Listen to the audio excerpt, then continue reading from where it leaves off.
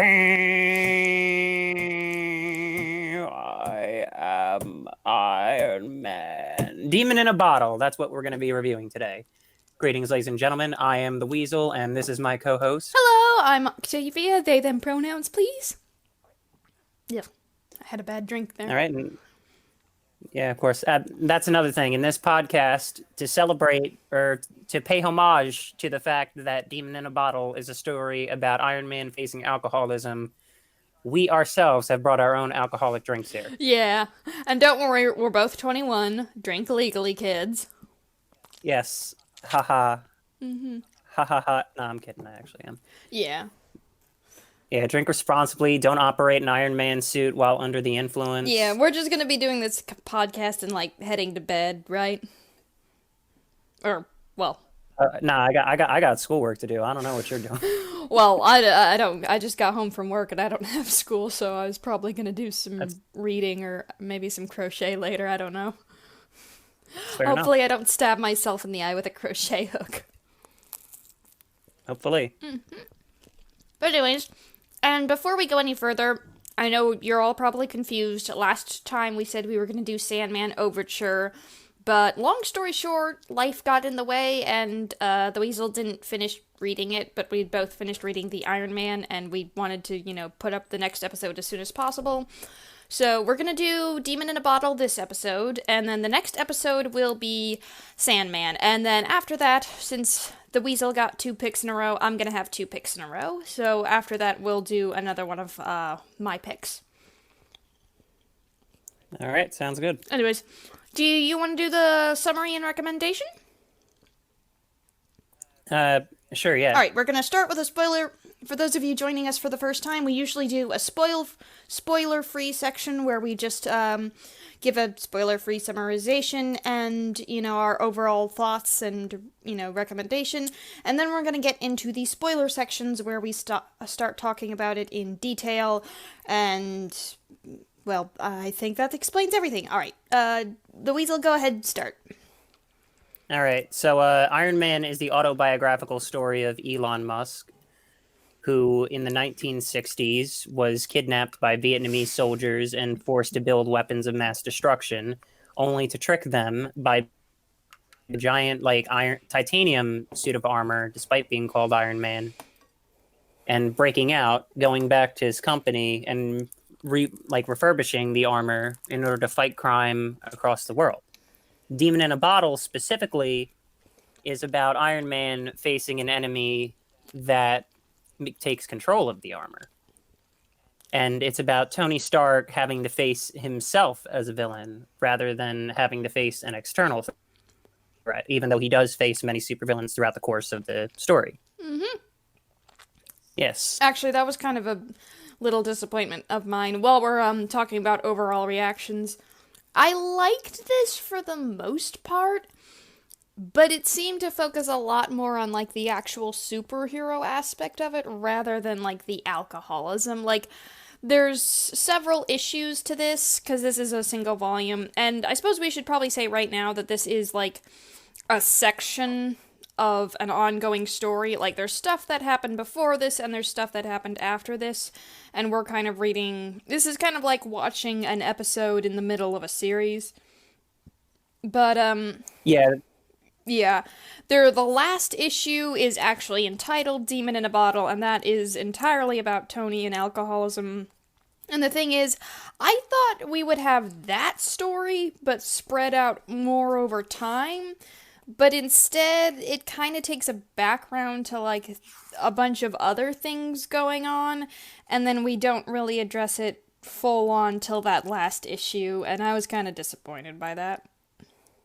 Yeah, I mean, honestly, I think that was a strength of the story, is that it built up to that, rather than simply being wholly about Tony's alcoholism. It, naturally progresses as he goes about his life, which, in a way, is how addictions like this do pop up in somebody's life. Right. You take in a sip of Mike's Hard Lemonade one day, and then next thing you know, you're in the middle of the woods half naked and somebody stole your car. True. Okay, well, in that case, I suppose I should rephrase my complaint. I'm upset we didn't spend more time with it. This is That's fair. this is like a very serious topic, and considering this is something that people spend like years and years getting over it, it felt kind of cheap that, oh, we mostly do it in like a single montage, and it's like, I think we should have taken at least 3 issues to properly address it. Like, I don't need like an entire 500-page, novel about it, but I think more than 23 would have been appropriate. Yeah, I think it's also important to note that this is like one of the first superhero comics to actually address an issue like that. Like this particular storyline was released in the late 70s. Mm-hmm. So this predates like the Alan Moore revolution of comic books. It predates like Watchmen, and it predates most comics that actually delve into this, at least within the superhero genre. Mm-hmm. Right. Yeah, 70s was when comic books started to move towards being written for a more adult audience. Like the 70s was when we saw like Gwen Stacy die in the Spider-Man series. Mm-hmm. It was when we started to see like a more like hardcore villains, like let's say Deathstroke. Right. And you would have like the Judas Contract and stuff like Right. that. So this is kind of So dipping the toes in the water, as it were, seeing if yeah, it's seeing if people would actually like this kind of story in superhero stories. yeah, it's sort of like it was working towards what it would eventually become today. Right. Right. Yeah. So like and like I get what you're saying. They really should have like focused a bit more on it, I think, maybe have a couple more issues, but back then they were lucky to get a story like this printed at all. So True. I'm at least glad that it went through with that. And it's a pretty good story to tell with this character. Yeah, it's as good. I think it's as good as it can be given the restraints it had, but it left me wanting. Yeah, that's fair. Mm-hmm. All right, so what about your All right. overall opinion? Well, I mean, my overall opinion is that it's a great story. Mm-hmm. I think it really like delves into the character of Iron Man, and it really delves into the fact that a lot of these superheroes have these personal problems. It's not like with a Spider-Man where his personal problem is that he can't catch a break. It's about a person with an actual deep flaw that, despite being a superhero, he still has and he has to overcome. It's different than like having like the Ironmonger. Actually, I shouldn't bring up the Ironmonger because that was actually later on in the comic. It's like Iron Man fighting the Mandarin and there being an external threat. This time the threat is internal. Right. Well, both. Yeah. Sorry, both internal and external. And I apologize if Yeah. my chewing sounds are grossing anybody out. I am eating a bagel. Because once again, I have just. We are doing this after I've come home from work. Yes. Mm-hmm. Alright, so. All right. Recommendation. I would say if what we're talking about right now sounds interesting and sounds like something you'll like, go ahead, go buy it. You'll probably enjoy yourself. And if you're on the fence, here's something not a lot of people realize. You actually can get comic books at a library. You'll probably have to request them, depending on, where you are and everything. But you can actually just go to a library and get a comic book for free for a few weeks if you really don't have the money, or if you just don't know if you actually, want to buy it. So that's kind of basically my recommendation. If what we're talking about sounds interesting, you'll probably like it. If not, go ahead and skip it. All right. Well, I think that concludes the summary. You want to get into the spoilers? Don't you want to give your recommendation? Yeah, I gave my recommendation. I said that it was a really good story and it delves into the characters, and that's why it's good. Yeah. Oh, I meant whether or not you should actually go and buy it. Yeah, of course you should go and buy it. Why not? I bought it. True. All right. I don't. So yeah. All right. So we getting into spoilers? Yep. Now is the official spoiler section. If you don't want spoilers, leave now. If you're like me and you don't care anyways, go ahead. All right. So again, you have until I'm sorry. You have until I'm done chugging to exit this video and go buy the comic. oh dear. Ready and go.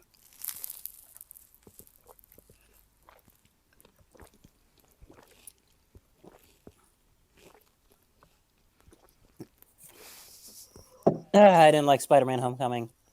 All right, so let's do this. Yeah, Spider-Man: Homecoming was okay. Okay. All right, so you want to start off things we liked? Sure. This was something that I was actually very surprised to see. There are two background characters, Bethany, who I have never heard of or met before, and Rhodey, who is a War Machine, right? Yeah, he becomes War Machine eventually. Right. And I was actually surprised with how well written they were. They're actually very likable and honestly kind of badass. And especially considering this was written in the 70s, it's really good to see that because, Bethany is a woman character and Rhodey is black, so you don't really often see that in comics this old. Yeah, actually, a fun little anecdote about the Iron Man comic books. When they originally started, uh, the biggest readership demographic for those comics at the time, at least according to Stan Lee, was women. Like a lot more women were interested, or they gave feedback on the Iron Man comic than most of the male fans did. Right. And yeah, and obviously, like every comic book theorist had a theory on like why that is. A lot of people say that it was because the character was a lot more like sympathetic than most of the other characters in the sense that he suffers and he's got a lot of problems. Yeah. And you almost have that maternal instinct to like, I want to take care of this guy. I don't know. I would. I mean, I'm saying like in general. I'm not saying Right, like, that's what people were theorizing. yeah. And then the other theory is it's just because he's rich. Well, I highly doubt just because he's rich, but I would say that's probably. I mean, I'll be honest here. You know, if Tony Stark was like, "Hey, you want to be my wife?"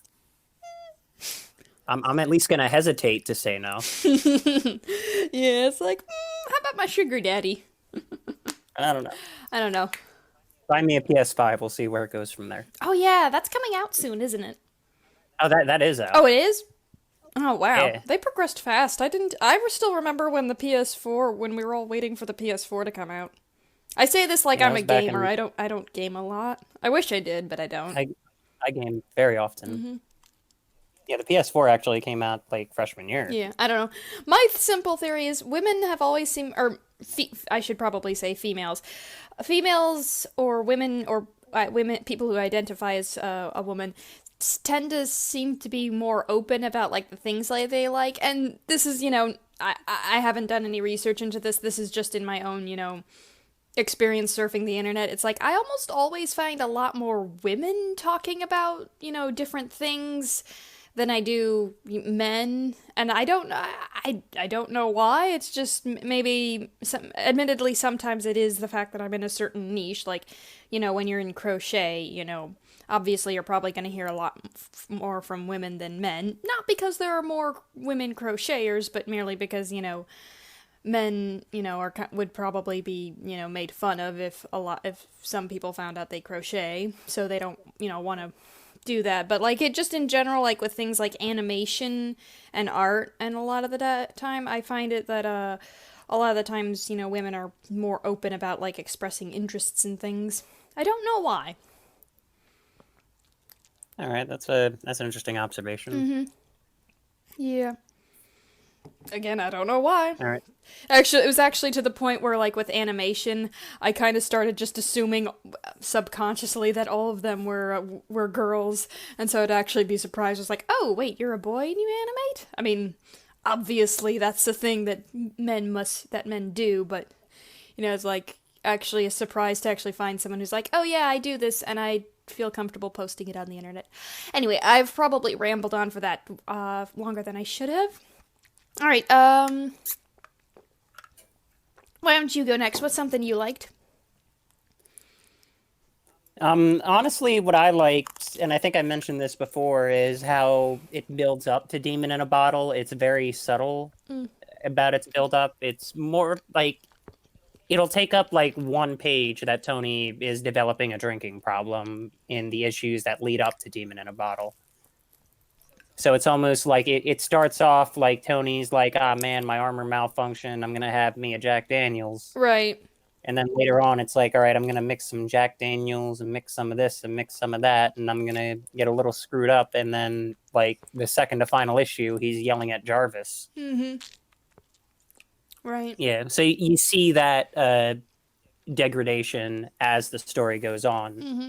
and then it builds up to the final issue. And I like the fact that they did that, especially that they did that within like in like a long arc, because these are like comic books like 120 issues, 120 something. I don't know. They're about 23 pages a piece, and I think the total number is, dang it, 170. So, I was talking about the issue count. oh, Like the fact that because this comic book has been around since the 60s, I like the fact that they're able to like throw a storyline like that in there, like give subtle hints before they get the green light to actually make a story like that. right. Yeah, actually, the very first page, if you open it up, the very first page is he's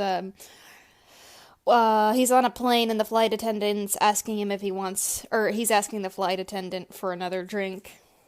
And you can actually already see like 3 little mini gin bottles on the counter. Yeah. Oh, that's something I just realized. When we go on planes now, we can get alcohol. That'll make it pass a lot quicker. Yep. Just can't bring it on ourselves. Thanks, TSA. Anyway. I can't take my gun on a plane. Yeah, you're not allowed to do that. Man, why can't I do skeet shooting on a plane? That's the real question. Do what? Some skeet shooting. Like if I see a bird flying outside the plane, just like get out of my airspace. You know? Well, you can. We're supposed to be social distancing, you darn pigeon. Well, you can do it if there are guns attached to the plane. That's true, but I don't get many plane rides on AC-130s, unfortunately. Mm-hmm. Yeah. Oh, that would. All right, so you want to talk about what else you like? Yeah, kind of in the same vein. I liked when it slowed down. Like there's a lot of action. The action itself isn't done too well, but we'll get to that later. But Yeah. I do like the fact that it seemed pretty evenly balanced between, oh, fight scene. Okay, now we're gonna talk about everything that just happened. Oh, another fight scene. Oh, political party or whatever it was, like some kind of event with the Oh yeah, in Monaco. right, Right, where the guy got where the suit malfunctioned and the laser went through the guy. Yeah. Mm-hmm. But yeah, And actually, that's a. Sorry, go ahead. it was very nicely paced for the most part. I did get bored a little during a lot of the action scenes. Again, we'll talk about that later. But as for the actual, divide between how much of it is action and how much of it is, personal stuff and just, the characters interacting, that was very well balanced. Which, again, I was kind of surprised by since this was, in the 70s. And I think I've said this before in the podcast, but I had, like, a compilation of, like, a lot of the original Thor comics. And there was, like, none of that. Yeah. Actually, the one thing I wanted to point out is that the artist of this comic book is the same artist as in the Daredevil comic book, John Romita Jr. Really? Yeah. Well, he was the penciler. He wasn't like the inker or anything, but the main like frame of the artwork is him. Right. When was Daredevil published? Well, that particular Daredevil comic, I believe, was published either in the late 80s or the early 90s. He improved he improved a lot between that time, because this is, I mean, the anatomy and everything like that is really good, and, it stays on my model and stuff like that, but the actual action itself, it's like very generic poses and stuff. Or maybe it's... Well, I mean, it's also... Sorry, I was going to say it's also important to point out that that Daredevil comic book was a limited series, and therefore you had, like, they were able to put more effort into the art, whereas Iron Man was a continuing series that continued on even after this particular book ends. Oh, right. Yeah, so I think there was just more of a deadline, and that's why the action scenes can be weird. Yeah. Yeah. Yeah. Hmm. In that case, I actually do have to wonder why they put so much detail in, like, the faces and the anatomy, because that's a lot more detail than I would put.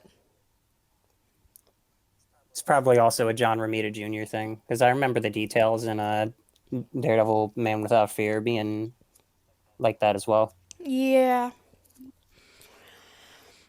Um, and things we liked, the last thing I have written down here is the last issue. The last issue I did like. It did leave me wanting, but it was mostly like I wanted more of that. And I think it is mostly due to the amount of time it was constrained. Like, you really can't talk about something like this to its full extent in, like, 23 pages. That's just not really something you can or should do. But I liked it. It was the one issue where, like, I really didn't have any problems with it other than, as I already said. So, alright. I guess you'll wrap up this section. Yeah. Something else that I liked is well, the thing is, I want to point out is like obviously, I think we both got introduced to Iron Man through the Marvel movies. Oh yeah, definitely. And in particular, I think Iron Man 2 took a lot of inspiration off of Demon in a Bottle because that's the movie that comes closest to addressing Tony Stark having an problem. And a lot of the same settings and same characters show up in the movie. For example, Justin Hammer shows up in the comic book. He's also in the movie, but he is different in the movie character-wise. Mm-hmm. And Monaco also shows up because in the movie, one of the major scenes is in Monaco where he does fight a supervillain, the supervillain being Whiplash. Mm-hmm. Yeah. I don't know. I don't remember liking Iron Man 2 all that much. I thought he was kind of being a bit of a wimp, like he was just kind of letting his problems take over him. I did really like Iron Man 3, though. Yeah. Well, I mean, in a way, Demon in a Bottle, he is also like that because he lets the fact that him being Iron Man starts like causing his actual life problems and starts causing his company problems. He does let that sort of take over in Demon in a Bottle, and that's how he delves further into his alcoholism. Well, yeah, but in Demon in a Bottle, it still felt like he was actually trying to fix those problems. Like, he was still, being Iron Man and going out. He was still talking to people and trying to, get things sorted out. And in Iron Man 2, it just kind of felt like he was just like, well, I'm gonna die. Let's everything just, go to hell. Yeah, that's fair enough. I think it's also important to point out that the character in the movies and the character in the comic books is also slightly different in terms of their reasoning and how they handle being Iron Man in general. Well, yeah, I know they're different. Yeah, They're different versions of the character, but still, I don't. Okay, before this turns into me ranting about Iron Man 2, I haven't even watched Iron Man 2 in a long time. It's one of those things where I just never had the motivation to. You just got to get Disney Plus. No, I have it on DVD. I think I have it on Blu-ray. I just I have it. Haven't put it in. Yeah. I'm trying to collect all the Marvel movies. I have most of them. I'll have to check and see which ones I don't have. Yeah. Alright. Alright, well, I think that concludes the what we like. Or were you going to say something? Oh, I was going to say, before we move on to things we didn't like, anything else you want to say? Not particularly. I think I said my piece. I do like this comic book. Mm-hmm. Yeah. Alrighty. So I guess in that case, we'll move on to things we didn't like. How about you start first? This is your pick. All right. Well, going back into the art style, and I think this is more of just a limitation of the time. I think the colors honestly are kind of weird. I think it might be because this is like a reprint or whatever, but it looks a bit like they're candy store oversaturated in some areas. They're candy store colors. Yeah. Yeah. Yeah, I get that too with like a lot of like again going back to my Thor comic. I didn't like the colors in that either, But these seem like a lot more childish and kiddie, like the ones you would find in a toy store. Well, like in Thor, Yeah, they kind of seemed like just muted, or like they were basically we had three colors: red, yellow, blue, and sometimes green. And I know to some yeah, extent that was the technology, but like, yeah. Like, I'm looking at this page 45, and we have a green sea and a pink sky, and it's just kind of ugly. I mean, to some extent, I get yeah, what they're trying to do. Like, green and pink are on opposite ends of the color wheel, so they contrast. But still, like, yeah, no. All No. right, so you know what I just realized now? What? I don't know if this is true on your copy, but on my copy, the numbering of the pages is weird around the part where Iron Man like reveals his origin. Like it jumps from a Oh, page yeah! 45 to like 130 and stuff. Yeah, I had that too. I noticed that while I Yeah. was reading it. If I try and look for it, I don't know if I'll actually be able to find it or pin it down. But yeah, I think maybe that was two different series. Like that's my guess. Cuz like when you get like cuz this is a volume set and or not a set, it's just a single volume. But like with some of my other like the complete story of this arc, you'll get like okay, this is from Squirrel Girl, this is from Hulk, this is from Iron Man, this is from, so on and so forth. And that might be my guess. I don't Yeah, know. I'm looking at the pages right now and it looks like it's numbered correctly. Like this is the story that comes directly after the comic before it. It's just that the number of the pages is off. Yeah. And it's only for that issue. Yeah, I have no idea. That's my only theory is that that issue came from another series or came from something else, but I have no idea. But you're right. I actually felt a little cheated. It's like, you're what? I gotta read more of this. I think the dude who was in charge of the page editing had one too many Jack Robinsons or whatever they call Jack Daniels in this book. Yeah. My buzz is finally starting to kick in. Oh boy. I'm about halfway through my drink. Oh boy, here we go. Yeah, the weasel has Mike's hard lemonade. Oh, dang it. Alrighty, we were at things we didn't like. Okay, Hmm. apologies for the interruption. Alright, well, the first thing I have written down here is something I said earlier in the overall thing, and that is the book was much more about Tony's superhero struggles than his struggles with alcohol. Have we said everything we wanted to say about that? I've said that I think that it like works for the story. I think that you said that it didn't work. Yeah. Well, Yeah. it's as good as it can get, and again, it's probably as good as we can get with the restraints. Since we've actually, I feel like this podcast is probably going to end up a lot shorter than our others. Kind of. Yeah. But. Oh. I just flipped to the page. The alcohol he's drinking is Jack Powers. Yeah. Old Kentucky whiskey. It's like one of those, not, I guess, pseudo parodies.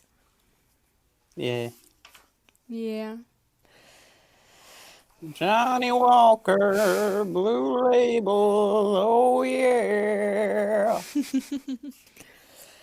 But yeah, I'm flipping through, trying to see if there's anything I really want to talk about. But yeah, I guess what would we have wanted to see if it was a little bit longer and we actually got to see the thing? See it? Okay. Now the alcohol's definitely kicked in. Hmm. What would. Yeah, that's a good thing to just talk about. What would we have liked to see had it been longer, as we've been kind of talking about? Because I think I would have liked to see. I'm sorry. Go ahead. yeah, because I'm looking at it now, and there's mostly just kind of he has a fight with Bethany, and they're like, okay, he's like admits he has a problem, and then she kind of babysits him, and keeps the alcohol away from him, and there's kind of like a montage of him getting better, and then he's better for like a little bit, and then he does a little thing. And then there's like, stress in his life, and he has this big intense scene where he has to decide whether or not he's going to drink, and he decides not to, and it's, all happy sunshine. I suppose the biggest thing I would have liked to see is actually, and this is because most of the time you don't really see it, is withdrawal symptoms. Like, there is like a single page montage where we kind of explore, like, the emotional ups and downs. I would have actually liked to see like the physical ups and downs, because when you quit any kind of substance, you can like quitting alcohol can have anything from throwing up around the clock even though you haven't been drinking, to like if it's really bad you can have full on seizures. Yeah. And that's, obviously this is, very basic. I did very basic research for this when I was like in high school for like some kind of paper or something. But that's something I would have liked to see, because we don't really get to see that a lot.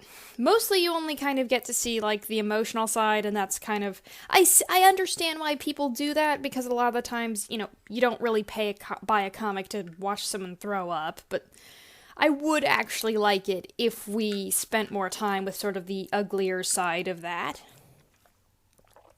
Yeah, I agree that we should have seen more of his recovery process throughout the comic, but I think the biggest reason why we didn't see a lot of those like issues, those physical withdrawal symptoms, is because this comic book had to be approved by the Comics Code Authority at the time.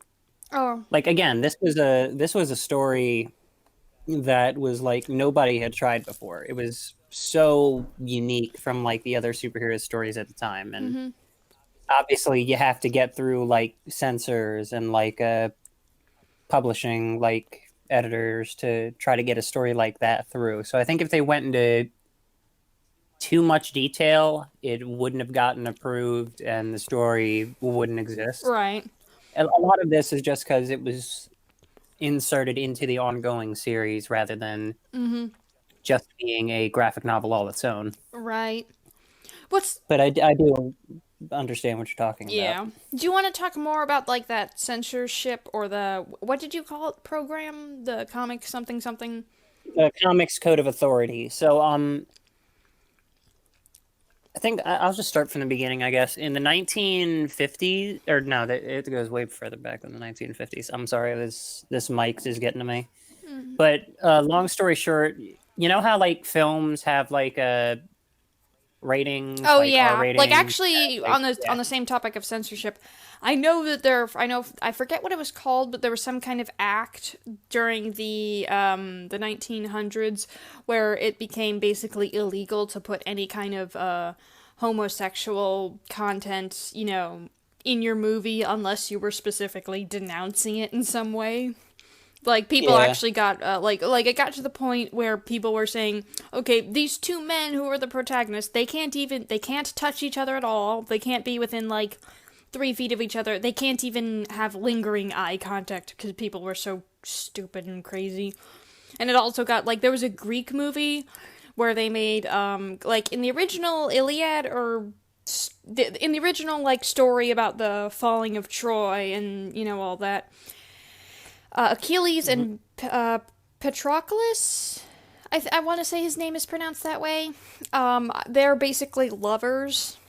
Like, if you find the original poetry, it's like, oh, you are like, a part of me, that's very romantic. To the point where when Patroclus dies, Achilles slaughters the entire city of Troy, starts dragging around his boyfriend's murderer on a chariot, defacing his corpse, and then goes and fights, like, I think a minor river god or something. But in, like, this one movie, they made them cousins to sort of, like, right away, like, oh, they love each other because they're... they love each other because they're family. Here's the funny thing. Okay, so... if we Sweet home ancient Greece. No, you're actually entirely correct.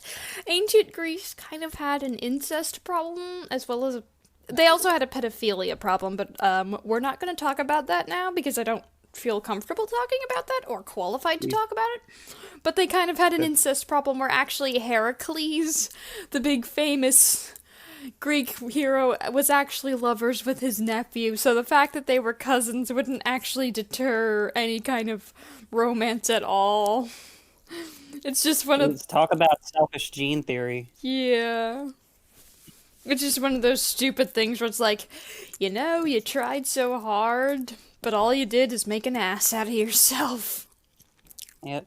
Well, actually, the funny thing about what you're talking about, because I did hear something about once that in particular with the '60s Batman series, they didn't want anything gay in the series. Yeah. So Wasn't there this big paranoia that Robin and Batman were like a thing? oh yeah, that persists to this day. Oh yeah. There's a whole SNL skit about it called the ambiguously gay duo. Yeah, that kind of makes me uncomfortable because it's like that. Batman is Robin's parental figure. Like, no. Yeah. I mean, they're not related, but I see what you're talking about. But the funny Well, thing it's mostly is like that if that did turn up, it would be very hard to write that kind of relationship without making it seem that Batman was grooming him for it. Because that's also true. if you know someone since he was like 7 years old, maybe I would say maybe if they had like a new Robin where he started training with Batman in his 20s, maybe I could see that, or in that case it's much more of a partnership rather than a mentor relationship, and it's just like, okay, we're around the same age, but let me show you the ropes because you're a rookie and I'm a pro. But yeah, I don't like that. Didn't they actually have a thing where didn't they make Batwoman or some kind of give him some sort of new love interest specifically to sort of try and quell those rumors? Batman has a lot of love interests throughout the comic books. There's Catwoman, there's Talia al Ghul, Vicky Vale. I don't know who that last one was, but I know the other two. Vicky Vale was a reporter. She was in the first Batman movie, but she's a reporter for whatever Gotham newspaper. Mm-hmm. And she was supposed to be the Lois Lane of Batman. We do not need more Lois Lanes.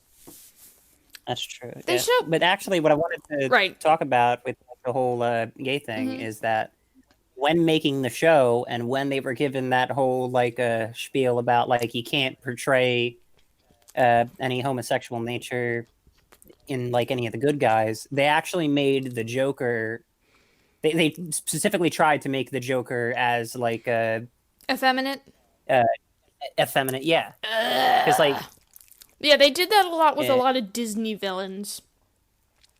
Yeah, but I mean, in a way that because honestly, especially with the Powerpuff Girls with the character him, right? He's supposedly trans. I've actually seen a lot of people praise that character. Well, okay, allow me to very quickly explain why that happens.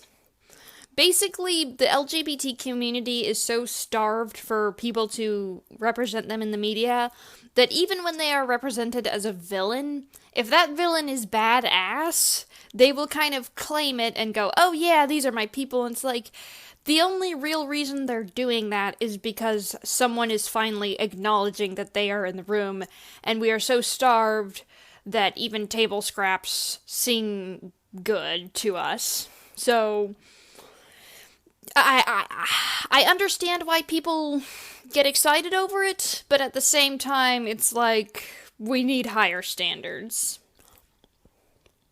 All right, that's fair enough. Mm-hmm. But I mean, obviously, I have no experience with the community itself, so I'm glad to get a perspective on that. Yeah. Meanwhile, for those of you who don't know or didn't figure it out from the they them, I am actually transgender. I'm non-binary. For those of you who are gonna throw a fit if I don't say it, I am assigned female at birth. I was born with a vajayjay, but I actually am, I don't know if I told you this or not, no wait, I did. I actually am planning to get HRT pretty soon. I actually have a doctor's appointment tomorrow where they're gonna take some blood tests to find out, like, to find out what kind of dosage I should have or something, if the doctor explained it to me properly. But anyways, I'm also polysexual, and yeah, so I am part of the LGBT community, so if you're wondering why there's a bit of a gap between me and the Weasel as to our knowledge on that, that's kind of why. The Weasel... Because I'm a Yeah. That's because I'm a cisgender man. Yeah, and you're straight as far as I understand. I am a man. I am a straight man. I bang women. I don't know. I've had way too many mics, I'm sorry. No, it's fine, that's the whole point. We get drunk and we do stupid stuff. Cheers to that. But yeah, Right. I kind of wanted to make an inappropriate joke there, but I'll refrain. Do it. You're a virgin. The only thing you Yes! The only thing you bang is your pillow. I don't have sex until marriage! Oh no, well, your choice is your choice, but I actually do recommend having sex before marriage because you need to make sure you're compatible. At least talk about it before you get married. You were talking about before we got onto TV, the comics censorship thing. Oh yeah, the Comics Code of Authority. Yeah, so basically it was specifically invented to keep comics at least generally family friendly in the same way that like TV has like specific guidelines you have to follow, and movies and radio and basically everything else. Mhm. So I think like at the time, because comic books were a lot more geared towards younger audiences, especially superhero comics, having the withdrawal symptoms of alcoholism like that would be like negative to show. Too graphic? Yeah, it would be way too graphic. Yeah, At least at the time. right. Obviously, like nowadays, you can get away with a lot more. Yeah. Oh god. Back then, How far have you gotten into the Sandman?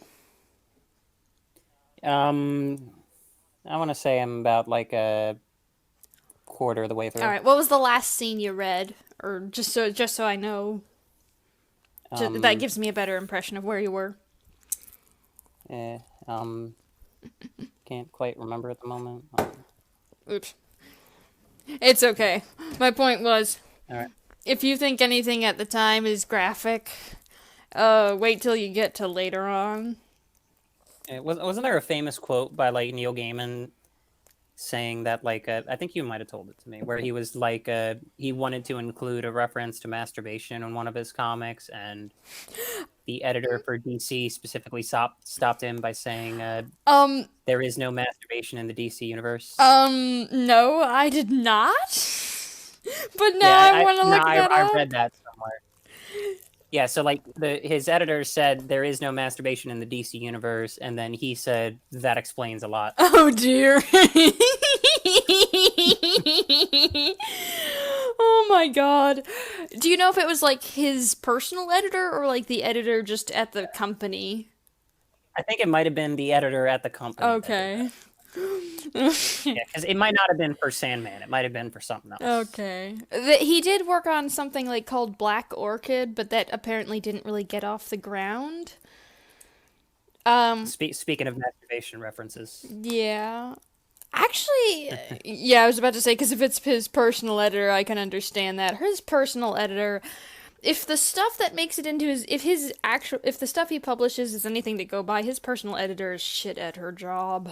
And I know it's a her, because I read The View from the Cheap Seats, which is a collection of essays and semi-autobiographical.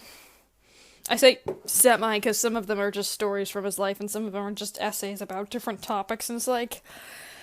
Yeah, like with Coraline, his editor said, "I don't think we can publish this. I think it's too scary for children." And I'm like, woman, that's not the problem.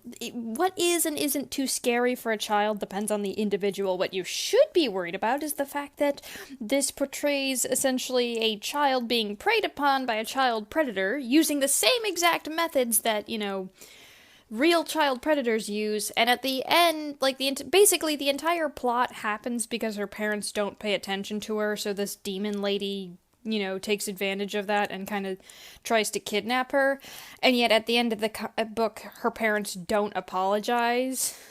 So it essentially kind of puts the responsibility on the kid. Basically, I didn't read the book as a kid, but I watched the movie, and when I watched the movie, I just kind of felt reinforced in the idea of like, oh, my parents are not people I can depend upon. If I have problems, I need to sort them out myself. I can't go to my parents, which is not something you want to teach your children. However, as an adult, I understand that that was kind of the point. The point of the book was that she was being neglected.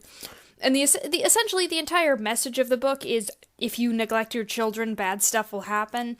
Children cannot benefit from that a lot. They can't really apply that knowledge, but adults can, and that's why I say Coraline's an adult book, not a children's book, and it has nothing to do with how scary it is. I'm sorry, you probably, I'm not even sure if you know what Coraline is. I know the movie Coraline. Is that, like, similar, or...? It's based on, originally it was a short novel Neil Gaiman wrote for kids, and then it got turned into a movie.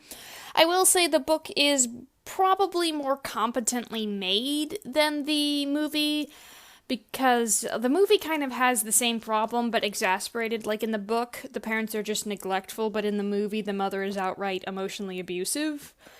And it still has the problem of, the parents don't apologize for anything by the end of the book. So, as I said, when I watched the movie when I was a kid, I thought it was reinforcing the idea that I have to depend on myself. But anyways, we've gone completely off topic. The point I was trying to make was his editor is bad at her job. Also, real quick, if you ever read American Gods, there are 8 short stories just plastered into the damn thing. American Gods is like 3 different novels trying to happen all at once. I have no idea why his editor let him do that. And I have no idea... Oh, I hit the mic with my drink. I have no idea why his editor let him do that, and I have no idea why people like it. Like, it builds up to this big reveal that one of the characters is secretly Odin. I'm like, yeah, Neil, we all figured that out like 50 pages ago. Anyone who reads Norse mythology could have figured that out. Stop stroking your author dick, or whatever you want to call it. I'm gonna stop there before I start saying it more insulting things that I will probably get taken down for. Anyways, moving on. Alright. I think we probably talked about that to death. As well as went off on several different tangents. Yeah. Alright, the second point we have is the action is very boring. We kind of talked about this earlier, and you were saying it was mostly with the time constraints. But let's talk about that. Yeah. Let's talk about that more in depth if we actually want to talk about what separates good action from bad action. All right, so I'm gonna flip to one of the action scenes real quick. Let's see here. Okay, yeah, you choose one, and then I'll flip to where you are. All right, so I'm just gonna flip to the last one where he puts on the suit and he fights like 6 different villains. Okay, tell me. So yeah, give me a page number when you get there. Page 136. Page 136. Actually, you know what? Make it 136 is fine. Okay. 136. All right. So basically, I think one of the biggest problems with like the action is that it happens way too quick, and a lot of it is just like it's more explaining what's happening than showing what's happening. Yeah. Yeah, like it's like you got a stiletto here, and he's like reverse bullseye, where instead of throwing like accurate shots all the time, he just throws multiple shots. That way, eventually something's got to kill you. And Iron Man is just like, he's like, I am throwing all of these metal knives, and then Iron Man is like, yeah, well, I got this plexiglass that protects my face, so haha. Yeah, I think the biggest thing is that a lot of the poses are just pretty generic. Like, they're Like, on page 36 and on page 37, there are two panels where Iron Man's basically just standing there letting things bounce off him. And it's like, Yeah. number one, that's not very exciting, and number two, again, just two panels where he's doing nothing and letting. Maybe one would have been fine to sort of make him look badass, like, oh, you're throwing dangerous things at me and I'm not even flinching, but two just kind of feels like you didn't really want to put a lot of effort into it. Yeah. Yeah, I think. And actually, if you want to pull out the Daredevil comics, we can compare them probably a little better. Let me go do that real quick. Alright, so let's find a page on Daredevil. Which one you want to pick? Should we pick a scene from like the last issue where he's like looking for the Sure, yeah. Yeah. Here, I'm gonna say like let's try page 128. 128. Oh, there we go. 128. Yeah. Okay, there we are. So yeah.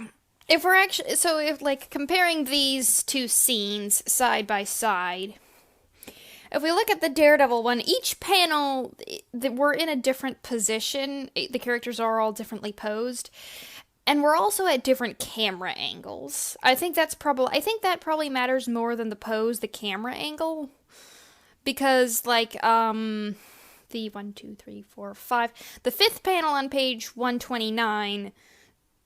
Is kind of zoomed in a little, while like the panel before it is zoomed out a lot. And if we look at Demon in a Bottle, they're kind of all very similar. Like, we zoom in and out a lot, but there's no real variation in the camera angle. It just kind of looks like if you were standing next to someone and you took a picture of them. I think the best we kind of get is panel 3 on 136, where it's slightly moved when that guy's throwing stuff. What's his name again? The guy in the red with the gold trim. With the gold trim. What page are you on? 136, Iron Man. 136 of Iron Man. Right. Yeah, panel 3. So the gold trim guy is a Stiletto. He's the reverse bullseye. Oh, then who's the guy in the last panel with the white and blue outfit? That is a man named Discus. Ah, is he Greek themed? I doubt it. Okay. I've never heard of this guy. I've never heard of most of these guys. Yeah, me neither. This is Flim Flam the Disc Man. That's his new name. I like that a lot better. Flim Flam. I'm gonna throw frisbees at you, man in a metal suit. That'll stop you. Yeah. Well, we just pissed off the god of wind and we're outside. Let's throw some discuses around.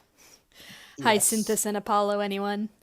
But yeah. Actually, random side tangent. I kind of hate it when people like represent the Greek gods as being Caucasian. They should be Greek. And from what I understand, Greek people are like a light brown color with dark curly hair. It makes sense with the Norse gods. The Norse gods were probably white, but the Greek gods should be Greek. Yeah. Anyways, that tangent over.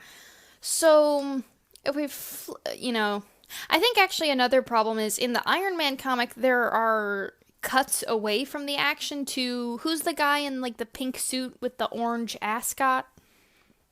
Justin Hammer. He was Sam Rockwell in the movie. Right. It keeps cutting from the action to Justin Hammer. Like, just kind of completely cut away just for a single panel, which is a little... What's the word? The alcohol's kicking in now. It's I don't know. 1 minute it's Iron Man fighting some random supervillain, and then next thing you know, it's Hammer time. It's uncohesive. Incohesive, yes. Yeah. And I'm not saying you can't like cut back and forth between an action scene and a person talking. You can actually do that really well. But the reason why you would have like two timelines or two different scenes going on at once is when one gets boring, you cut to the other. When that gets boring, you cut back to the, original. It allows you to skip the boring parts of each bit and only see the best of each ones. But here, like, he's like what's Hammer's just kind of doing generic evil bad guy monologuing, Yeah. and we're not really at like any kind of boring part in the fight. Like the fight's barely beginning and we're already cutting away from it. Yeah, I think that's another thing to compare between that and the Daredevil comic. And I think this might also just be emblematic of the types of comics these are and the times they were written. But in the Daredevil comic, there is no like explanation of how he's fighting them, Oh yeah, that's actually a good point. choking them out. In the Daredevil comic there's like hardly any dialogue. Like if you Or just I think dialogue might be the wrong word. I think the word might be narration. Yeah, well, dialogue and narration, those are Yeah, technically two different things. yeah. I guess But speech would be a good word. There's very little. yeah, like there's You go. like if in this comic in a Daredevil Man Without Fear, looking at page 128, if this was written in the same way that Demon in a Bottle was written, Daredevil would be like, not so fast, criminal. I am using my baton to choke you out so that you cannot fight back. And then this Fidel Castro looking guy over here would be like, oh no, he's attacking my buddy. I better attack back. And then Daredevil would be like, not so fast, you Crack. communist. Yeah. Yeah, I just hit you in the face with my baton. Yeah. Go cry about that to the UN or something. I don't know. Yeah. And then I guess I'm. yeah, so there'd be a lot. My point is there'd be a lot of narration, Yeah, a lot of but speech. it flows in this. It's like a screenplay. Mm-hmm. Uh, the thing, and I'm just going to talk about Frank Miller real quick. One of the things Frank Miller, the writer of Man Without Fear, said is when he got into comics, he was trying to make them as much like movies as possible, which is why there's not a lot of explanation of the action. Right. Right. And that it also like determines like the flow of his comic books and the narrative behind Yeah, it. it's a visual medium. Utilize the visuals. Exactly. Otherwise, it might as well just be an audio drama or a regular old comic or a prose book. Sorry, prose. Yeah. Yeah. Yeah. Actually, comparing the art to the two, we were talking about the colors earlier. The colors in the Daredevil are a lot better too. Like on Yeah. 128, you have a lot of greens and blues, and like Daredevil is just pure black with like semi-red hair. Which is Yeah, it's a lot more. yeah, it's a lot more well designed and just more competently done all over. Also, I do like how they got thinner lines. Like this was something like technology is kind of something you don't think about. And when we do Sandman, we might talk about this a little. Actually, in Sandman, since it was made like from the early 90s to the late 90s, you can actually see like the technology progress over the run of the series. Like in the beginning, it's really crummy and you just have these like, solid colors, and the most you have to define shadows is like hatch marks. But then at the end, they actually have like a pencil drawing where it's like, somebody took a bunch of colored pencils and shaded them in a lot of loving detail, and by then they actually had the technology to scan it properly and just reprint it, which is really cool. And then Overture, which is what we'll talk about next week. Actually, there's a section in the end about like how the creator drew it. But from what I understand, I didn't read it, but from what I understand, most of this is digital art.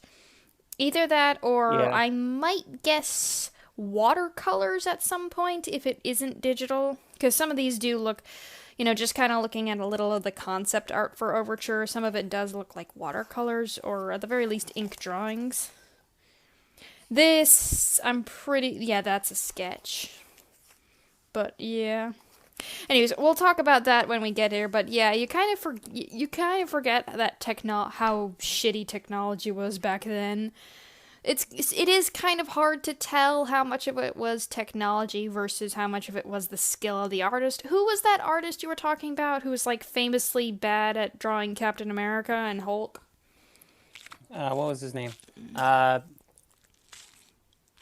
I forget his name, but Stanley like totally made fun of him. I saw a video after we did that podcast where it was like it was him and Todd McFarlane designing a character in front of Stan Lee, Mm-hmm. and Stan Lee was all like, well, what's with like the shoulder pads and all the armor here? Like, what kind of character is he when he takes off the costume? Like, how does he take off the costume? There's so many parts to it. Yeah. And they're just like, well, it's a comic book. We don't think of that. And say he's just there, like passively aggressively complaining about this character that these Yeah. two guys are designing in front of him that were fans of him Yeah, I will say growing I will say to some extent you should be able to suspend your suspension of disbelief. Like Thor's design is ridiculous.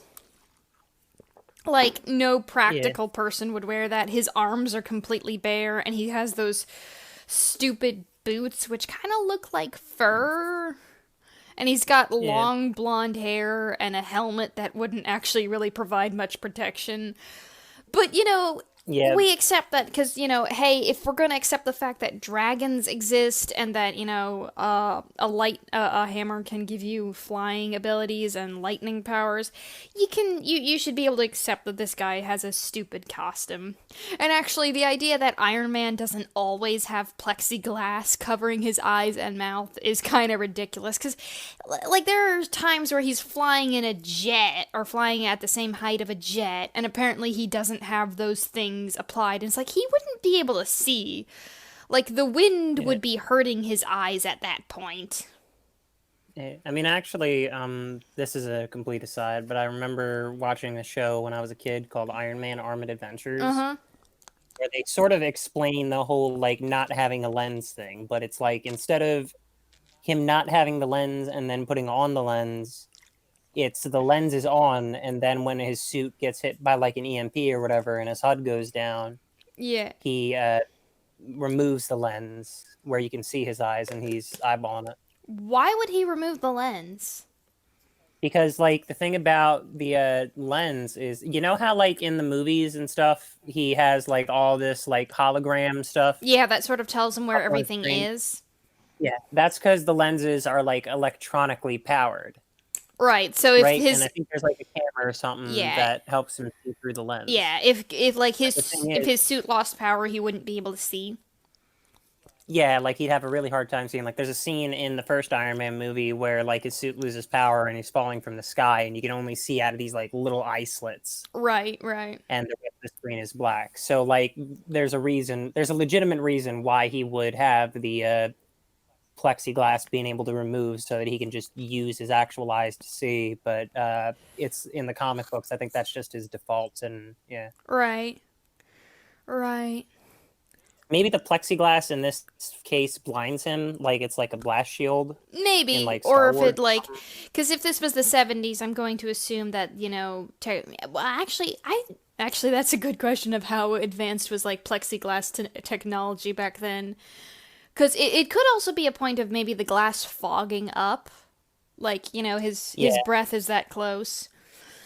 But we've gone on a long tangent just on his stupid eyeglasses. and just on the design, I think of the action in general and stuff like that. Yeah, I don't like Yeah, his I don't like his Iron Man suit design. I mean, I can't really complain about it because as far as practicality, like, okay, I can see somebody actually designing something like this and making it look that way because, obviously he wouldn't be too concerned with looks. But still, I hate that smooth head, if that makes any sense. And yeah, like there's no room for his nose. yeah, that too, but it's mostly like just like the lack of like the indent where his eyes would be.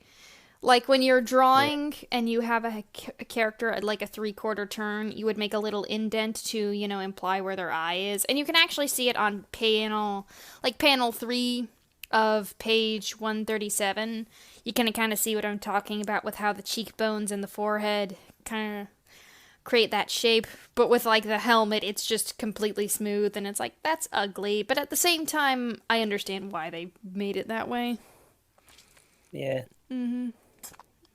So I suppose to wrap up the action is boring, what would we say makes good action versus bad action? I would say diverse poses, unconventional camera angles, and no dialogue. I mean, you can have dialogue, but nothing explaining the action. That's what I was going to say earlier.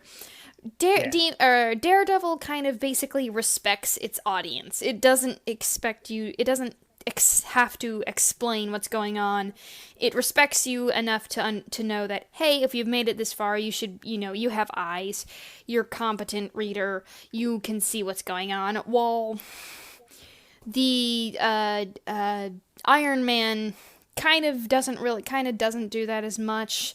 It's like when you know a character's lying and they have to stumble over what they're saying, when in real life we know that, most people can lie pretty easily. Yeah, so to wrap it up, I'd just say good action is show don't tell. Yeah, that would probably wrap it up a lot better. And have diversity. Yeah, diversity and show don't tell. And think outside of the box. Yeah. It's like in The Dark Knight Returns when Batman bursts through a wall when you don't expect him to. Yeah. Yeah. We'll read that some other time, though. Yeah. Yeah.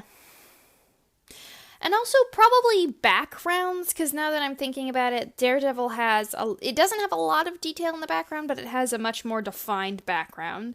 The background, I forget who said this, but the background should kind of look like a stage set without, a background in your comic should essentially look like a stage set on in a theater or a play or whatever you want to call it. All right. Now, the last thing we have under things we don't like is kind of the same problem with Daredevil, where it feels like we should know more than we actually do. But this time I do feel like it's more our fault and not the comics. Do you want to talk about that at all? Yeah, actually, I was genuinely surprised that they included an interpretation of Iron Man's origin in the story, which I think does help given background, but I do think that there is a lot that isn't explained and that you would only know if you were following the issues when they came out or if you read the previous issues. Mm-hmm. Yeah. But I mean, honestly, with comic books, I tend to expect this, especially with like ongoing series like that. Yeah, that's kind of part of why I chose Jessica Jones the other time. Last time was my pick because it was very self-contained. Yeah. So if you were new to comics and you just wanted like a short self-contained story, that was like a good starting point. Maybe not to get an understanding of comics in general, but at the very least, you didn't need any prior knowledge for it. Yeah. I will say I didn't have any problems actually keeping up with the story. Like I still understood it, but there definitely are points where it's like, yeah, I should actually, to the origin story, it's like I actually kind of didn't like that because it's like I already know that. You and I both know Iron Man's origin story. We watched a whole movie where we went through it and everything. Yeah. So I do. But I mean, I think that back then it was important to be able to explain stuff like that because you didn't have a movie, and the original comic was probably hard as hell to track down. I don't know. I would actually beg the question: is the origin story really necessary in this case? Because does it? As far as I could tell, I don't think it really actually gave anything to the story. I'm gonna close both books now so I don't ruin the spine. Yeah. Well, I mean, you're talking about not having enough information on the character. I mean, imagine. Well, it's reading this back in the 70s when it came out and not having an idea who Iron Man is or how he got his suit and stuff. No. It wasn't that we lacked information on the characters, that we lacked information on the story. Like, the character, you and I know the character both pretty well, and either way, we get to know him pretty well by the end of the story. Like, even if this was your first Iron Man story, I'd say you get to know at least this version of the character pretty well by the time the story ends, and I got invested pretty quickly. Because even though you and I are familiar with Iron Man's origin story, and we've read other comic books featuring Iron Man, I don't think either of us have read, 70s Iron Man before this, and we still got invested pretty quickly. It was more so the story. And, I guess it was mostly with the villains. That's kind of my big problem, is that I don't care about any of these villains. Yeah. And maybe we would. I feel like maybe if we knew their backstory and their relationship between him, we would care, but honestly, I just don't care about any of them. And they keep popping up. Like, there had to be, like, what, 10, at least 10, maybe somewhere between 10 and 20 different villains in this stupid thing. Yeah, that's basically just how comic book villains worked back then, though. They were like villain of the week villains that would just show up for like one issue or two, Yeah. cause some trouble, and if they were well liked by the readership, then they'd come back. Yeah, back to my Thor But they comics. I really wouldn't need get. to find that Yeah, again. That was back at the old house, dang it. Next time I yeah. visit you, remind me to go back and get the rest of my books. All right. But yeah. Yeah, actually, I let you borrow that for a while. Didn't you borrow it for a while? Didn't I? You read that too. Yeah. But anyways, yeah. I remember, because like with my Thor comics, that really was a stupid villain of the week. Actually, before I forget to mention again, do you know of Marvel Mashup? Heard of it. Remind me what it is. Okay, so a lot of the old comics, like, like the original Thor comics and whatnot, were made into animated TV shows. Okay. Marvel Mashup Yeah. is just where they take, like, it's just like 2 to 5 minute long videos where they take clips from those old TV shows, but they, like, dub them with, modern voice acting and everything. And Yeah. it's basically Marvel making fun of itself. Yeah, it was on like Disney Channel or Disney XD and stuff like It's that. on I remember. YouTube. They officially. Yeah, it's also on YouTube. Yeah, I remember seeing it on TV though back in like 2013. Yeah, if when you get the time, look them up again. Both you and the audience, they're hilarious. I think my favorite one is Iceman. Can I get a hand? Yeah, sure. Woo! Go Thor! Yeah. Yes, very funny. But yeah, they're pretty funny. They're basically parodies. But yeah. Then suddenly the animators add 3 extra inches to Donald's hands. Eh, But yeah. Anyways, so same. I think we've kind of talked about that problem enough. Mostly it was with the villains, is that they're pretty bland and they take up so much time. Like, not a huge amount of time, but enough time that I find it annoying. yeah. Especially since, and especially since they were villain of the week stuff, they didn't really have much of a relationship with the heroes. Regardless of what you want to say about modern Marvel villains, like, I know originally for the early stages of the MCU, there were a lot of criticisms about them, but at the very least, they were entertaining to watch. And actually, that's probably the main reason why Loki was the fan favorite, because he actually had a relationship with the main character. He had a reason to keep coming back.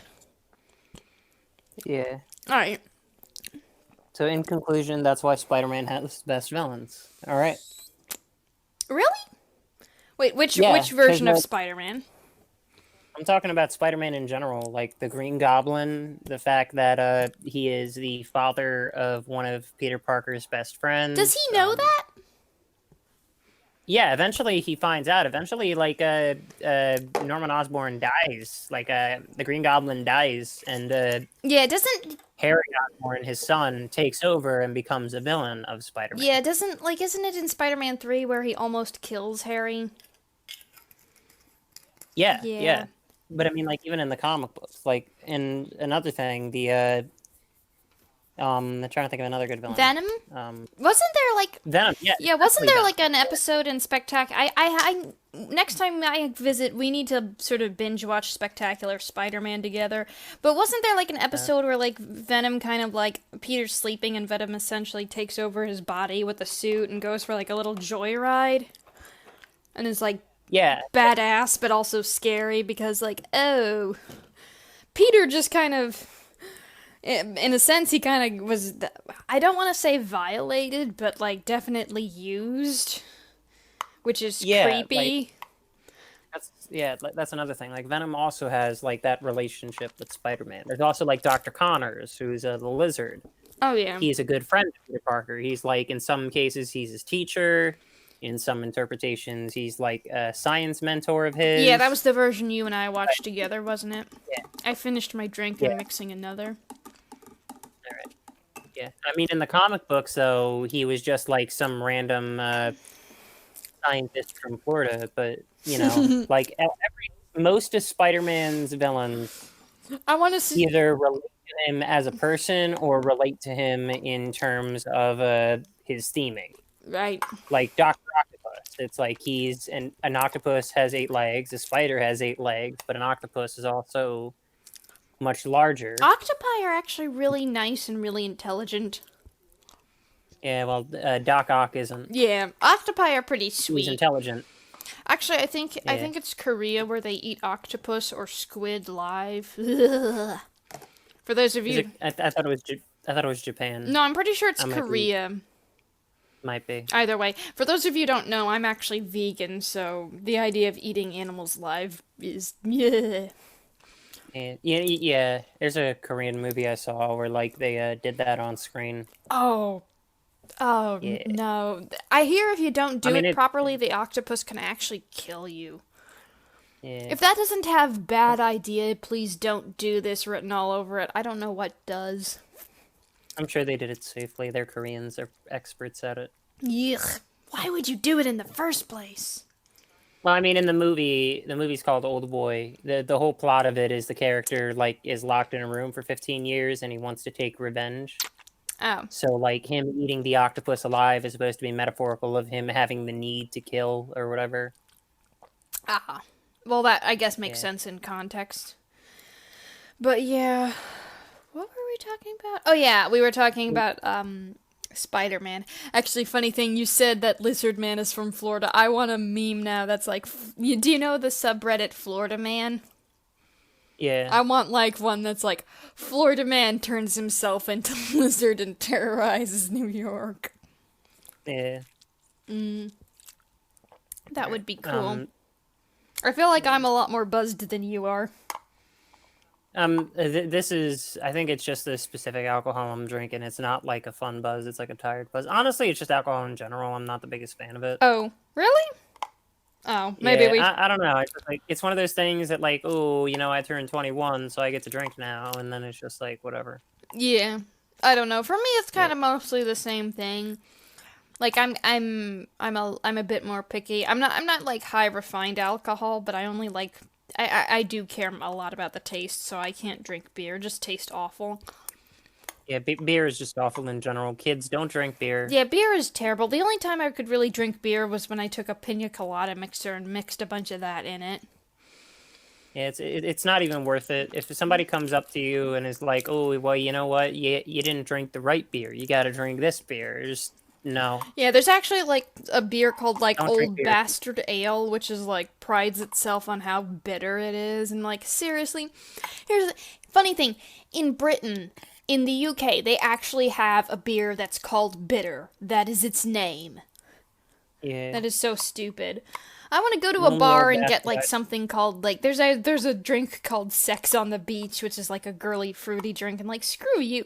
You have to feel like a man ordering sex on the beach. Like how can you not feel good doing that? Yeah. Meanwhile, I'm just kind of drinking cheap pina coladas. I just have coconut rum and pineapple soda. All I can say about that is the only old bastard that I trust is Old Dirty Bastard. Which one specifically? Old Dirty Bastard, the rapper. I don't know who that is. Ooh, baby, I like it raw. Ooh, baby, I like it raw. Are you? Is he British? It sounds like you're imitating a British accent. Nah, he was from, I forget what group he was in. Yeah, but he's all like, shimmy, shimmy, y'all, shimmy, yeah, shimmy, yay. Give me the mic so I can take it away. 20 MCs in 52 states, I get Psycho, Killer, Norman Bates. It's a good song. Old Dirty Bastard is great.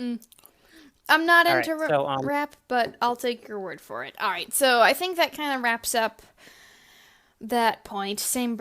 So basically, yeah, kind of same problem with Daredevil, but since this is part of a series, it's probably more our fault for not being informed.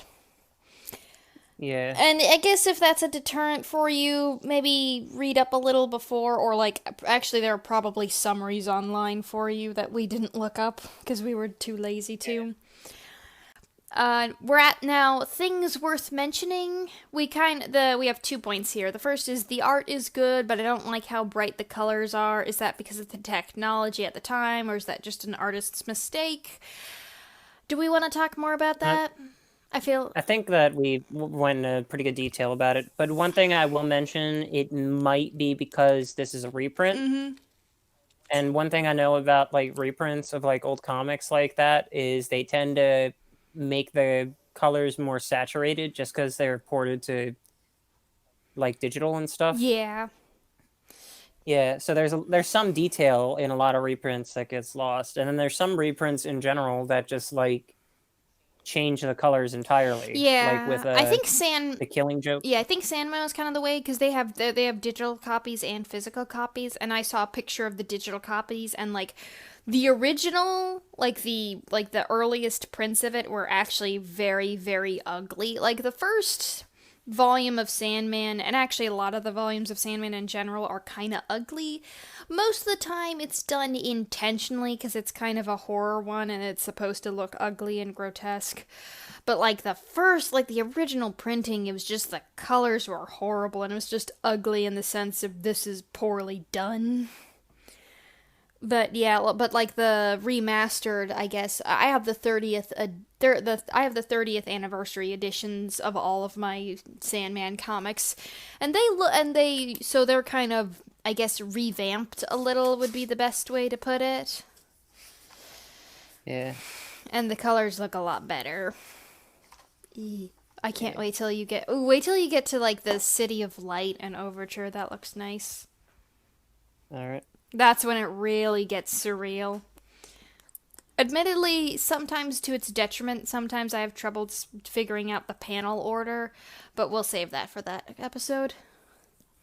Sorry if I keep talking about Sandman too much. I was really geared up to talk about it tonight, but we couldn't talk about it, so half of my mind is still on it. Yeah. But anyways, alright, the absolute last point we have here is Iron Man Hispanic? I think I read that somewhere, but I can't remember where. Yes and no. All right. So the thing about Iron Man being Hispanic is that actually his mustache in the comic books was originally supposed to be like because that was like a huge like thing with Hispanic men at the time, was like having that short mustache thing. Mm-hmm. So the thing about Tony Stark is his father's name is Howard Stark, right? His mother is named Maria, which is a Hispanic name. Well, more or less. Yeah, more or less a Hispanic name. You get what I'm saying. But like, there's in the Ultimate comic books, which is an alternate canon to the original Marvel comic books. His name in that is Antonio Stark, and in that comic book, he's portrayed much more like a half Hispanic character. Right. Yeah, the Ultimate comic books are pretty famous for like or notable at the very least for like the way they handle race with their characters. Like, you know how Nick Fury, everywhere Nick Fury in modern media, he's always portrayed like Samuel Jackson, like a bald black guy, right? Yeah, wasn't he originally like white with like dark hair and white streaks? Actually, it's in the Iron Man comic. I'm gonna look up the page, but originally he was a white guy with those white streaks in his hair because he was a veteran in World War II. Oh. And then in the Ultimate comic books, they specifically based his model off of Samuel Jackson. And keep in mind, this comic book was written in like the year 2000 or whatever. Oh. So this was before it was even a concept that Samuel Jackson could play Nick Fury. That's where they changed his race, and then Samuel Jackson went on to actually play Nick Fury, and that's why he's always black now. Yeah. Because Yeah. Samuel L. Jackson is the bomb. Yeah. Yeah. Samuel Jackson's great, especially in a Quentin Tarantino movie. Any of them, Yeah. any I of them think he's this actually supports in. my idea that you can change the race of a character and it still be good. So you can change the race. So if you are lacking diversity, like for reboots and stuff, you can easily change the race of a character. I think this supports my idea because we talked about that in an earlier episode. I forget which one. Yeah, but I think it's also important to keep in mind that Nick Fury was not a well-known character. He wasn't like at the time he wasn't like a mainstream, right? Like if you can't change the race of somebody like Batman because he's mainstream. Everybody and their mother knows who Batman is and know like has an image in their head of what Batman is. Nobody at the Oh time had dear. an image of what Nick Fury was, and the only reason that he's portrayed as black in every single mainstream media thing now is because they got the image from Samuel Jackson's portrayal as Nick Fury. Fair enough, I And I guess. think, yeah, and I think that's the main reason why people get like upset when like a character's race is changed Yeah, actually, if I remember in like correctly, comic book. I think some people got upset like when Heimdall's race was changed because actually in old Norse, like in original Norse mythology, Heimdall is supposedly the whitest of the Aesir or the Aesir, excuse me, and he's supposed to be Yeah, like basically albino. But I will also say that in the comics, he's not albino and he's not like super white. He's just average white. And people were upset about that. I'm like, guys, if you can accept the idea of like frost giants and traveling through space and time, I'm pretty sure you guys can accept the fact that this guy is black. Like, yeah, and seriously. honestly, And also, yeah, Heimdall had 9 mothers, and they didn't show that in the movie, but I don't see anybody else complaining about the lack of polyamorous lesbians. I wish I had 9 mothers. On one hand, I kind of want to agree with you, but if they're like my mom, it's like, no, I'm happy with the one. My mom's awesome now, but in my childhood, she was freaking crazy. Yeah. Yeah. But back Did to race. yeah. I actually recently there was a trailer for the movie The Batman. I don't know if you've seen that. Mm-mm. So, okay, so for this movie, they cast a new Jim Gordon, right? Mm-hmm. And this Jim Gordon is black. He's played by a black guy, Mm-hmm. right? In every single piece of media before this movie for the past 70 years, the 75 years or however many years that Batman's been around, he's always been portrayed as a white guy. Mm-hmm. And I am okay with this casting decision because it seems like that he can portray the character well. Right. He's a good actor. Give him I the job. yeah. So like there's a lot of people that look at like a character being recast as a different race, and I think that they assume it's because they're a different race, but I think the truth is that what it comes down to is whether the character is like actually a match for it. Mm-hmm. Because I remember when the Fant Four stick was coming out, like the 2015 Fantastic Four, and they cast like Michael B. Jordan to play the Human Torch, and I was like upset about that at the time. Right. I heard that was a really. I never What? liked Fantastic Four that much, but I heard that was a really bad movie. They have like a. Don't they have like a really bad history Yeah, with like trying to get good cinema movies or whatever you call it? yeah. Well, the first ever Fantastic Four movie was supposed to come out in the 90s. It was literally made as a tax write-off. It was a movie that was in production, purposefully made to look as bad as possible, and never released to the public. It had to get leaked. It had to get what? And then it had to get leaked to the public when the internet came out, right? Mm-hmm. For anybody to know what it was. Oh, Like you leaked. can I look thought you. up that movie leaked. Yeah, I Yeah. thought you said leaped. Yeah, it leapfrogged its way onto YouTube, and that's where you can see the movie. Mm-hmm. And then there was the 2005 Fantastic Four, which I grew up watching that I really liked, that had Chris Evans as the Human. Oh yeah, that wasn't too bad. That was all right. Yeah, I like that movie. Yeah, that was decent. Yeah. But a lot of people like they have their criticisms. They say that like, oh, it's not funny, or ooh, it's a whatever, that I didn't like the characters, and I'm just like, whatever, man. Mm-hmm. But I do agree that like the Rise of the Silver Surfer was kind of bad, Mm-hmm. just because the writing in there was kind of stupid. I So didn't yeah, watch it. you're I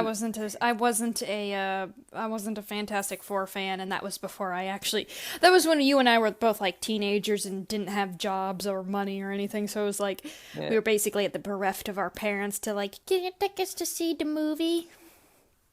Well, I didn't want to see like the 2015 Fantastic Four in general, not because of the casting thing, Right. but just because I looked at the trailers and I thought that it looked like crap. Yeah.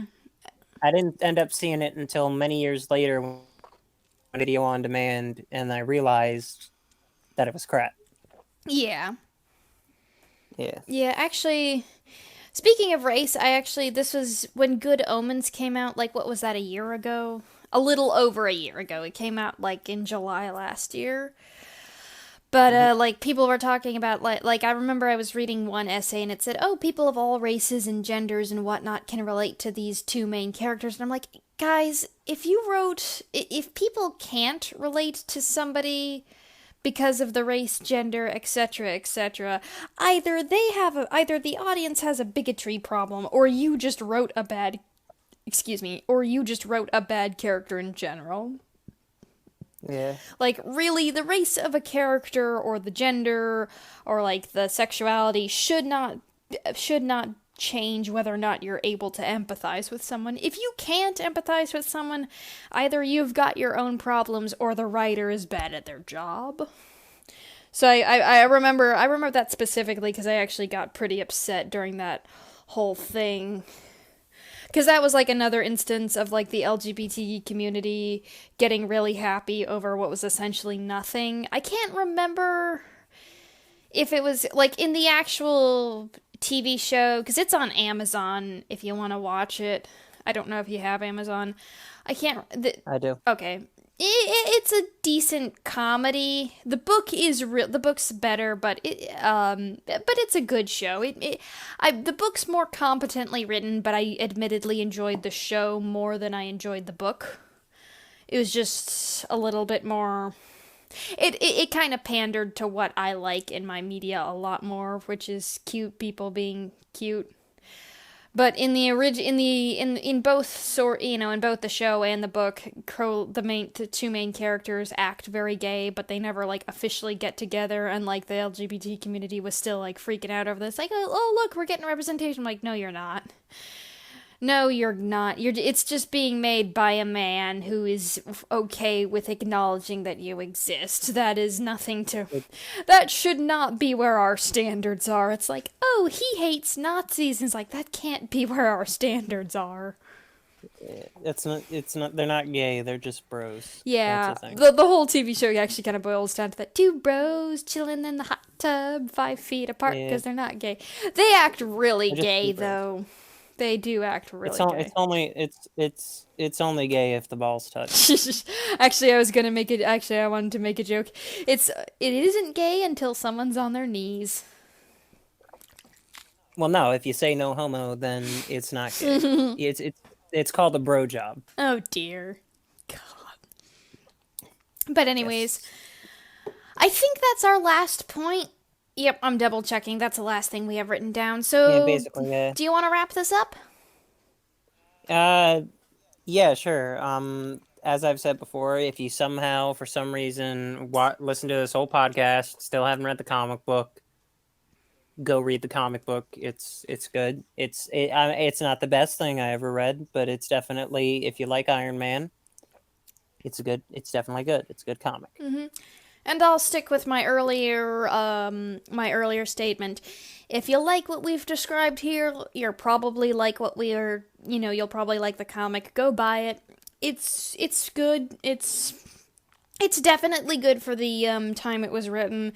Nowadays, it still holds up relatively well. So, if what we're talking about sounds fun, go and read it. If what we're talking about sounds lame and boring, probably skip it, but that's my final verdict. Anyways, do you want to do the outro? Sure, yeah. From Comic Book Club, I am the Weasel. And I am Octavia. Have a lovely evening and have fun reading. I have down 3 Mike's Hards. You have a good night.